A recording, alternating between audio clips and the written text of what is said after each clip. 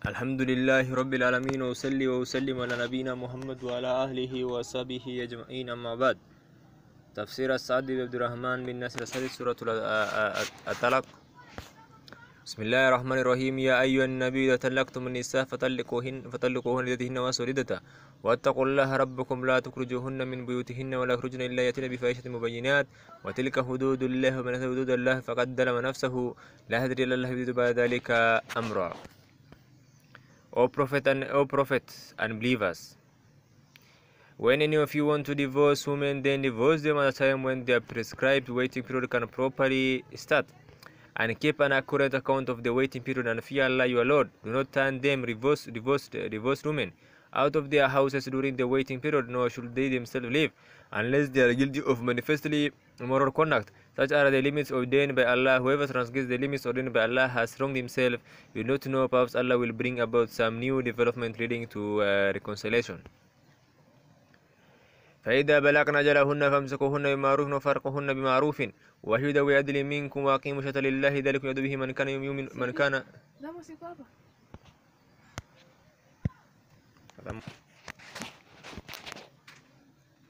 أي نعم. O Prophet and believers, when if you want to divorce women, then divorce them at a time when their prescribed waiting period can properly start, and keep an accurate account of the waiting period, and fear Allah your Lord. Not turn them divorce women out of their houses during the waiting period, nor should they themselves leave, unless they are guilty of manifestly immoral conduct. Such are the limits ordained by Allah. Whoever transgresses the limits ordained by Allah has wronged himself. You do not know, perhaps Allah will bring about some new development leading to reconciliation. Amen.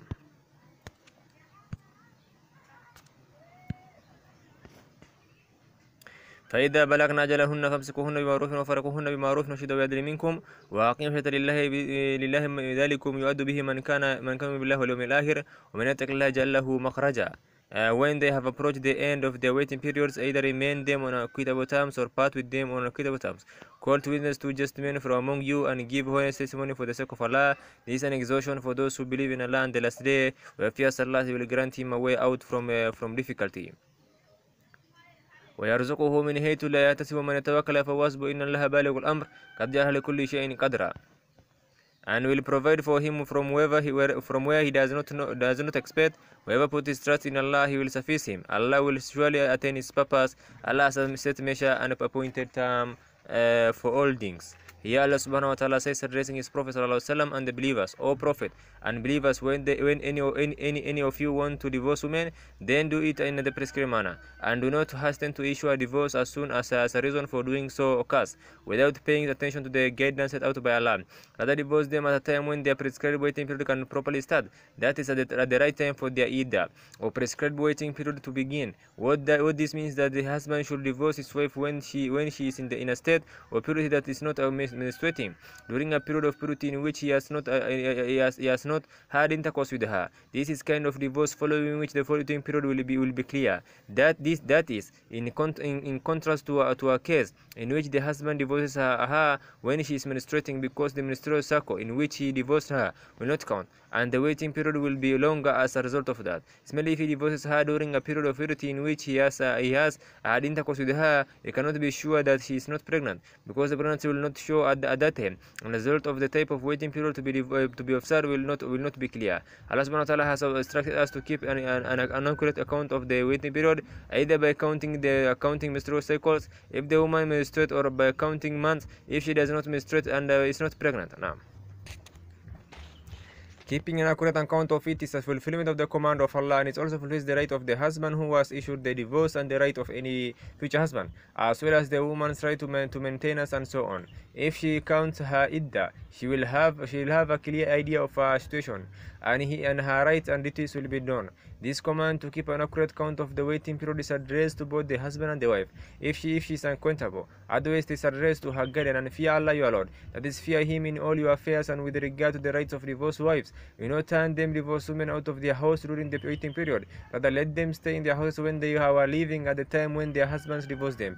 Nor should they themselves leave. That is, it is not permissible for them to leave their houses. With regard to the prohibition on turning them out, that is because it is obligatory for the husband to provide the wife with the accommodation so that she may complete her waiting period, which is one of her rights. As for the prohibition on them themselves leaving, that is because their leaving could lead to loss of the husband's right. This prohibition on being turned out of or leaving the houses lasts until completion of the waiting period, unless they are guilty of manifestly immoral conduct, that is, any action that are obviously reprehensible, which dictate that they should be turned out, because the actions are so responsible that they may cause harm to the household if the woman is not turned out, such as offensive talk and immoral deeds. In such cases, it is permissible for the husband to ask the wife to leave because she has brought it on herself.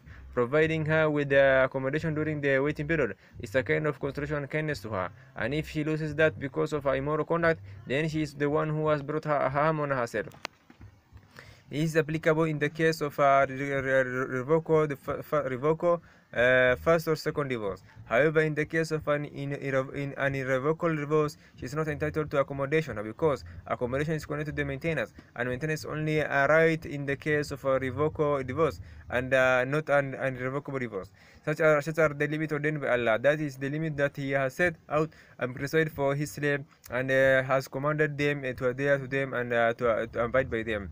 Whoever transgressed the limit ordained by Allah by not adhering to them and by transgressing them or falling short of them has wronged himself, that is, he has caused himself to miss out on an opportunity to follow the commandments of Allah, on which well-being of this world and the hereafter is based. You do not know, perhaps Allah will bring about some new development leading to reconciliation. That is, Allah has prescribed the waiting period and has made divorce connected it for a significant reason, including the following. Perhaps Allah will instill love and compassion in the heart of the husband who issued the divorce, so that he will take her back and resume intimacy with her, so the waiting period gives him the opportunity to do so. Or perhaps he divorced her because of some reason on her part, then that reason will cease to exist during the waiting period, so that he can take her back, because the reason for her divorcing her is no longer applicable during the waiting period. It will be established whether or not the wife is pregnant from the husband when they have approached the end of their waiting period. That is, when the end of the waiting period is approaches. Once the waiting period is over, the husband no longer has the choice between keeping his wife or separating from her, either retain them or on equitable terms. That is, on the basis of kind of treatment and good companionship, not by way of causing harm, harsh treatment, and not keep letting her get on with her life. Keeping her with such ill intentions is not permissible, or part with them on equitable terms. That is, as a separation in which there is nothing contrary to Islamic teachings, and without trading insult, arguing or mistreating the wife in order to force her to give up some of her wealth.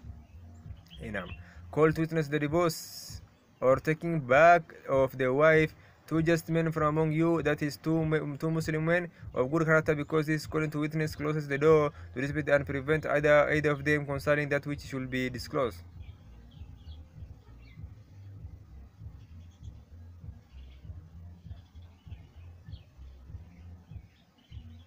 Because and all witnesses give honest testimony for the sake of Allah, and this is and that is give proper testimony. I should be given without adding or subtracting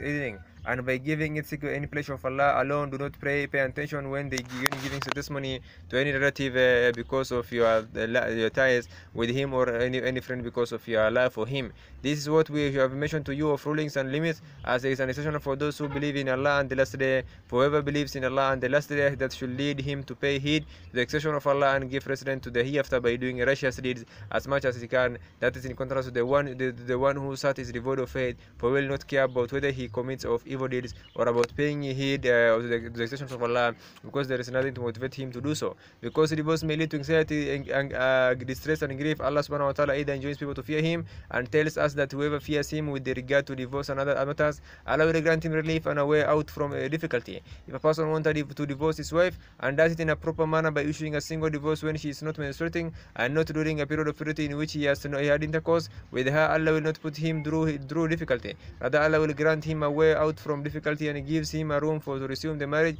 if he regrets having issued the divorce. Although the text of this verse has to do with the divorce and taking back the wife, it is more general in meaning. Whoever fears Allah subhanahu wa ta'ala and constantly seeks pleasure in all affairs with Allah will reward him in this world and the hereafter. Part of that reward is that Allah will grant him relief and a way out from all difficulties and hardship. Just as whoever fears Allah, He will grant him relief and a way out. By the same token, whoever does not fear Allah will face difficulties, obstacles, loss and troubles that he cannot find a way out or escape the consequence thereof. This is also applicable to divorce if a person does not fear Allah with regard to it and issues a divorce in a prohibited manner, such as issuing the threefold divorce and the like. He will eventually come to regret it and will not be able to escape the negative consequences thereof, and will provide for him from where he does not expect. Allah will bestow provision upon the one who fears him from where he does not expect it. Whoever puts his trust in Allah with regard to his spiritual and worldly affairs by relying on Allah to bring him that which will benefit him and ward off that which will harm him,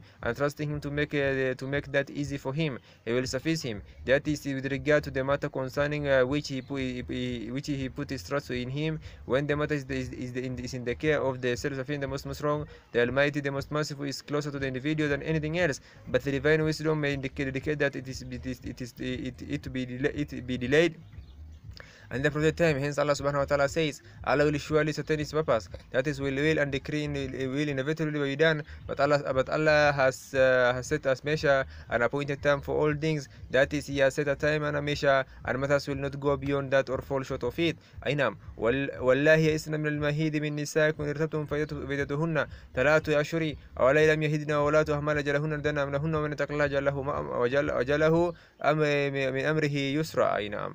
Regarding those of your women who have passed the age of menstruation, if you are certain of the ruling, their waiting period is 3 months. That also applies to those who have not yet begun to menstruate. Regarding those who are pregnant, their time is until they give birth, and whoever fears Allah, He will make matters easy for them. ذلك أمر الله أنزله إليكم ومن يتق الله يكفر سيئاته ويؤدم له أجرا. This is the ruling of Allah that He has revealed to you in the Quran. Whoever fears Allah, He will absolve him on his bad deeds and make his reward immense. Having mentioned the type of divorce that is enjoined, which is when the woman's prescribed waiting period can properly start, Allah subhanahu wa ta'ala now discusses further the issue of the prescribed waiting period regarding those of your women who have passed the age of menstruation, because they used to menstruate but now menstruation has ceased because of old age or otherwise, and there is no hope of returning. Their waiting period is 3 months. Each month is instead of one menstruation cycle, and also applies to those who have not yet begun to menstruate. That is, those who are very young and have not yet menstruated, or old women who never got their mens at all. They are like those who no longer menstruate. Their prescribed waiting period is 3 months. As for those who do menstruate, Allah has mentioned their prescribed waiting period elsewhere, where He says divorced men should wait concerning themselves for 3 menstrual cycles. Regarding those who are pregnant, their term, that is a waiting period, is until they give birth to all that is in their homes, whether it is a single child or more, twins or other multiple births. In this case, no attention is to be paid to the number of months and so on. And whoever fears Allah, He will make matters easy for him. That is, whoever fears Allah subhanahu wa ta'ala, He will make his affair easy for him, and will make every difficulty easier. This, namely, the ruling that Allah has explained to you, is the ruling of Allah that He revealed to you in the Quran, so that you may follow it, comply with it, adhere to it, and venerate it. Whoever fears Allah, He will absolve him of his bad deeds and make his reward immense. That is, he will be protected from what he fears and will be able to attain what he seeks. اسكنوهن من حيث سكنتم يدوكم ولداهن ضيقوا عليهن وإن كن امرأة فأمسكوهن تأذن أمرهن فإن رضعن لكم فآتوهن أجورهن وأعتمروا بينكم بمعروف وإن تسألوا فستردوا له أخرى. أي نعم. Accommodate them during their waiting period where you also reside according to your means, and do not harass them in order to make their lives difficult. If they are pregnant, then spend on them until they give birth.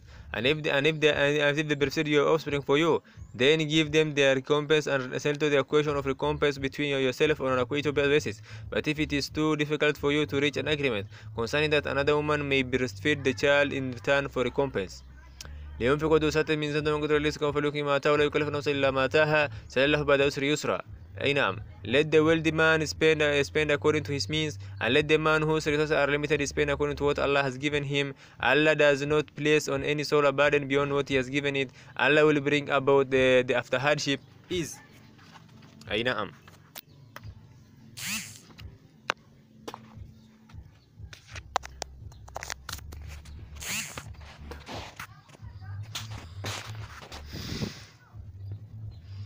We have seen above that Allah forbids making divorced women leave their houses.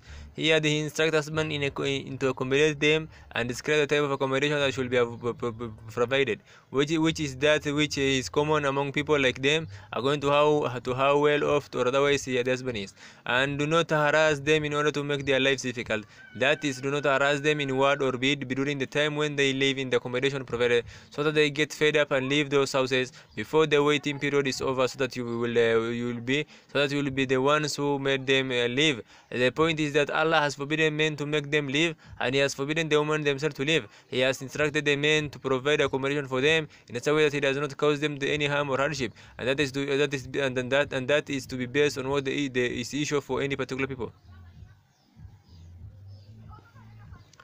If they, namely the divorced woman, are pregnant, then spend on them until they give birth. That is for the sake of the child in the womb. If it is an irrevocable divorce, it is a irrevocable divorce, then it is for the sake of the woman and her child. That right to maintenance ceases when the mothers give birth. Once they give birth, they may either breastfeed their children or not. And if they breastfeed your offspring for you, then give them their recompense as agreed upon if there is an agreement. Otherwise, they should be given the usual fee in this situation. And settle the question of recompense between yourself on an equitable basis. That is, let each of the proposers and others enjoin what is right and proper, which is everything that is beneficial and good in this world and in the hereafter. Failing to enjoin upon another that which is right and proper leads to evil and harm, the extent of which no one knows except Allah. But enjoining one another to do that which is right and proper leads to cooperation in righteousness and pity. It is appropriate to point out here that when the spouses separate and during the waiting period, especially if they have child, there are usually dispute and argument concerning the maintenance of the woman and the child, in addition to the stress of separation, which usually results from a resentment, and that will surely have an impact on many aspects of the relationship. Therefore, each of them is enjoined and advised to do that which is right and proper, and to treat the other kindly, and not to resort to fights and arguments. But if it is too difficult for you to reach an agreement concerning that, namely the breastfeeding of a child, another woman other than the wife may breastfeed the child in return for recompense. Allah says elsewhere, there is no blame on you provided you pay that witnesses what you agreed upon on a equitable basis. This applies if the infant will accept the breastfeed of someone other than his mother. If he will only accept his mother's breast, then she must breastfeed him. It is obligatory upon her, and she is to be forced. If she refuses, she is entitled to the usual fee if they do not agree on fee. This is based on the meaning of the verse. Allah specified that when the child was in his mother's womb, before he was born, his guardian should spend on his maintenance. Then when he is born, and it is possible for him to be breastfed by his mother or by another woman. Allah subhanahu wa ta'ala permitted both positions, but in the case where the infant can only be breastfed from his mother, this is like the situation when he was in a home and the mother had no choice but to nourish him. Then Allah specifies that maintenance is to be provided according to the husband's means, as He says, let the wealthy man spend according to his means, that is, let him spend from his wealth as a rich man, and not like a poor man. And let the man whose resources are limited spend according to what Allah has given him of provision. Allah does not place on any soul a burden beyond what He has given it. This is in accordance with the divine wisdom and mercy, as He has made the expenditure of each according to his means, and He has reduced the burden for the one who is not well off, for He does not place on him a burden beyond what He has given him. Allah does not place any soul a burden greater than it can bear with regard to spending or anything else. Allah will bring about after hardship ease. This is glad tidings for those who are in difficulty, that Allah will relieve them of hardship. So surely with the hardship becomes ease. Truly with the hardship becomes ease. أينام وكأي من قرية أتت عن أمر ربها ورسوله فأصابنا حسابا شديد وأدمنا عذابا نكرا. How many cities there were that insolently transgressed the command of their Lord and of His messengers, so we went upon them a severe requital and afflicted them with a terrible punishment. فذاقت وبال أمرها وكانت عاقبة أمرها خسرا. Thus they recited the evil consequences of their deeds, and their ultimate fate was destruction and loss. فأدى الله لهم عذابا شديدا فاتقوا الله الألباب الذين آمنوا قد أنزل الله إليكم ذكرا. Allah has prepared for them a severe punishment. So fear Allah, O people of the understanding who believe. Allah has sent down to you a reminder, the Quran. رسولا يتلو عليكم آيات الله مبينات لكل الذين آمنوا وعملوا الصالحات الظلمات إلى النور ومن يؤمن بالله ويعمل سيدخله جنة تجري من الأنهار خالدين فيها أبدا قد صنع له رزقا. أي نعم أيوه. and a messenger is sending to you the revelation of Allah, which make things clear, so as to bring forth those who believe and do righteous deeds from the depth of darkness to the light. Whoever believes in Allah and does righteous deeds, He will admit him in gardens through which rivers flow, to abide therein forever. Allah will grant them a goodly provision in paradise. Here Allah subhanahu wa ta'ala tells us about His destruction of the arrogant nations who disbelieve the messengers. Their numbers and strength did not benefit them in the slightest when the severe reckoning and painful punishment come to them, for Allah caused them to test the punishment commensurate with their misdeed. In addition to the punishment of this world, Allah has prepared a severe punishment for them in the hereafter. So fear Allah, people of understanding, that is all people of mature thinking, who understand the vice and exertions of Allah, and that the one who destroyed the past nation for their disbelief is so able to punish later nations. There is no difference between them and those who come after them. Then Allah mentions those of His slaves who believe in that which He has sent down to them of His book, which He revealed to His Messenger Muhammad ﷺ, in order to bring humankind forth from darkness of belief, ignorance, and disobedience, the light of knowledge, faith, and obedience.